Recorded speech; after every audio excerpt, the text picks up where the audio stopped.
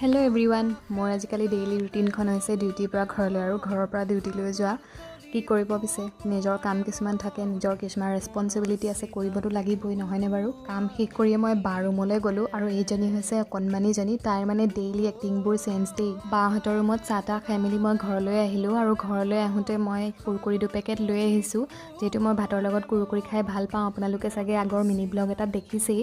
এইটো হৈছে আমাৰ গাঁৱৰ ৰংঘৰ আৰু ৰংঘৰত পূৰা ৰাসৰ কাম চলিয়ে আছে। ঘৰলৈ আহি থাকোঁতে ৰাস্তাতে আইতাক লগ পালোঁ। আইতাই গৰু চাবলৈ আহিছিলে দুপৰীয়া। এইকেইদিন পিছে আইতাৰ অকণমান গাটো বেয়া হৈ আছে, যিহেতু বয়সো হৈছে। ঘৰ আহি পাই মায়ে বনাই থোৱা মাছৰ আঞ্জাৰে ধুনীয়াকৈ ভাত সাজ খালোঁ আৰু অকণমান ৰেষ্ট লৈ মেলি আবেলিৰ চাহ কাপো যোগাৰ কৰিলোঁ।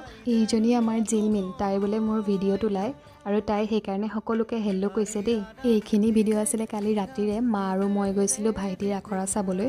ভাবিলোঁ কেইটামান ক্লিপ আপোনালোককো দেখাওঁ আৰু আজি ভিডিঅ'টো ইমানেই আছিলে। আজিলৈ বাই।